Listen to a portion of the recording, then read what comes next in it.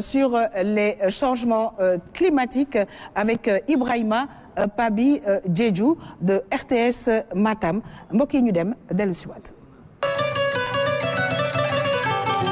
Situé en Afrique subsaharienne, le Sénégal subit de plein fouet les affres du dérèglement climatique. Désertification, dégradation des terres, avancée de la mer sont entre autres les phénomènes qui affectent le plus les populations. Le long des 700 km de côte que compte le Sénégal, l'érosion côtière a englouti de nombreuses maisons.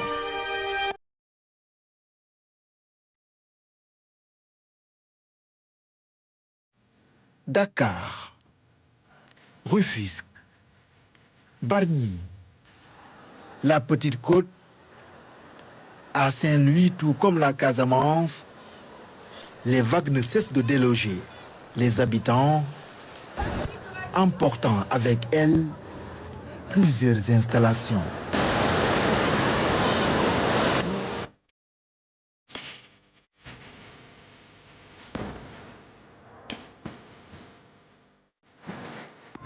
Le dernier et douloureux événement en date remonte à l'hivernage de l'année 2024. Les eaux en provenance des différents affluents du fleuve ont submergé plusieurs localités. Les départements de Bakel, de Kanel et de Matam ont été les plus touchés. Les dégâts sont inestimables.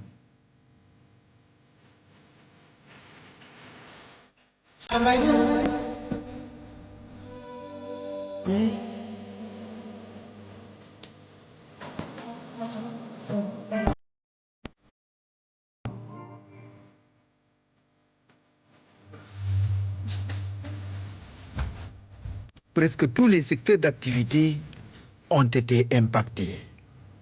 Images insolites. Au lycée de Nguidjilogne dans la région de Matam, élèves et professeurs obligés d'emprunter les charrettes, sinon pataugés pour accéder à l'établissement scolaire. Jusqu'en fin novembre, certaines écoles n'avaient pas démarré les cours. Par ailleurs, l'irrégularité des pluies, la dégradation et la salinisation des terres, les fortes canicules, autant de situations qui compromettent les rendements agricoles, aggravent l'insécurité alimentaire, réduisent la biodiversité et nuisent au cheptel. Dans le secteur de la pêche, on note de plus en plus la rareté des ressources halieutiques.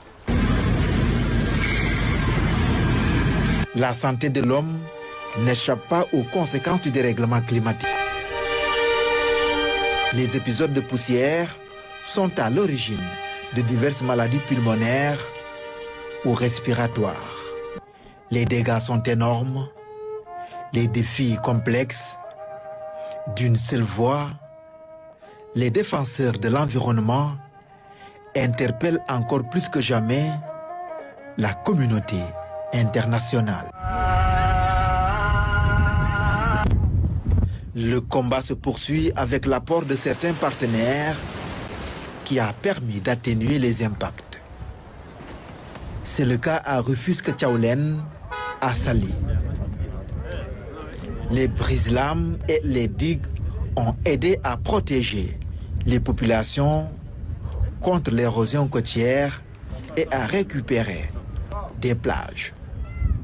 La prise en charge de la question du dérèglement climatique engage aussi la responsabilité des médias. La diffusion d'informations relatives aux enjeux de l'heure pourrait aider à mieux sensibiliser les populations et les décideurs.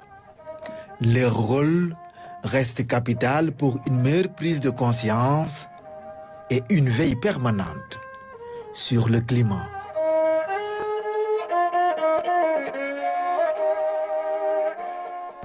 waaw ñoo ngi gërëm di sant bu baax a baax Ibrahima Pabi Diédhiou maa ngi ko doon wax sànq ma nga woon RTS 5 dellu si na RTS 1 waaye sotti ci ak def ci la RTS yëpp mun nañu ku ci nekk bouger dem feneen ngir jëriñ li nga xamante ne bi moom mooy Sénégal. alors la mu ñu indil am na solo professeur Mbow ñëw na ci wàllu inondation ñëw na ci wàllu sécheresse les fortes précipitations l'érosion côtière rareté des ressources entre autres donc loolu yëpp mu mel ni effet changement climatique yi la professeur Mbow. waaw élément bi ngeen diffusé élément bu am importance la pour ñu simplifier compréhension bi pour ñi ñuy déglu damay génne ñetti pàcc yi nga xam ne si moom la reportage bi wane. benn bi géej ak li ci xew. bi ci des suuf si ak li ci xew. troisième partie bi ndox mi ak li ci xew. après journaliste bi tënk loolu yëpp. xoolal mooy njeexitalu ci suñu dundin ak suñu santé ak suñu wér-gu-yaram.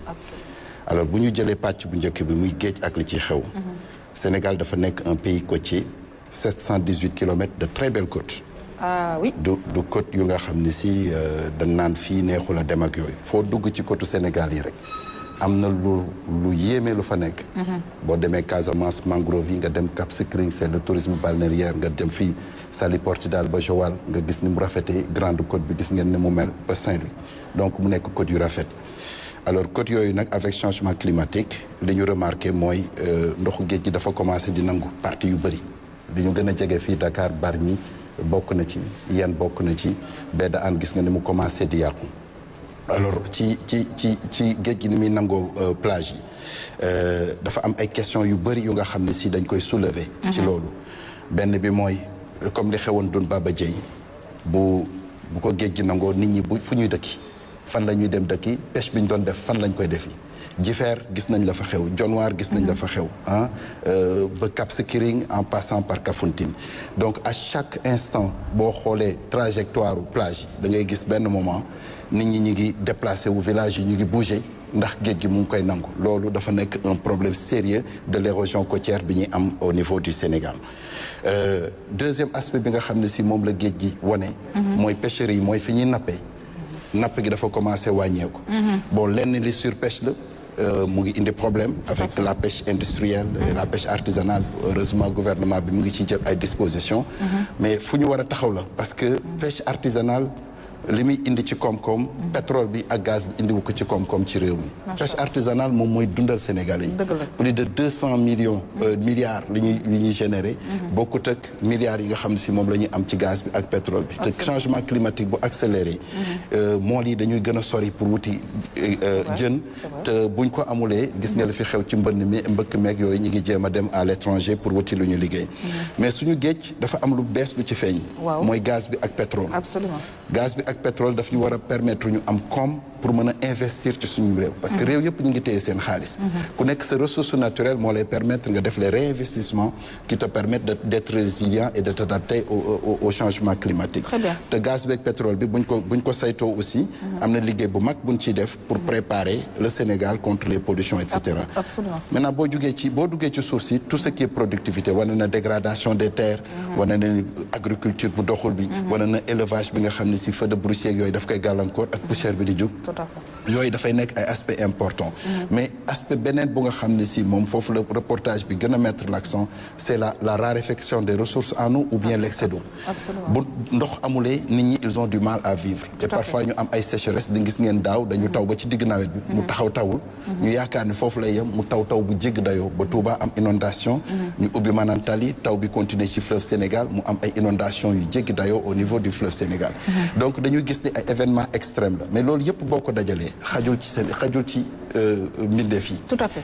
dootuñu am lu ñu lekk dootuñu am lu ñu naan dinañ feebar te loolu dafa nekk lu nga xam ne si jar na ñu taxaw ci pour lijjanti. macha allah mbokk yi gis ngeen ne nag waxtaan wi démarré na avec le professeur Cheikh Mbow macha allah di remercier encore une fois Ibrahima Pabi Diédhiou ci élément bu am solo boobule soxna Yema.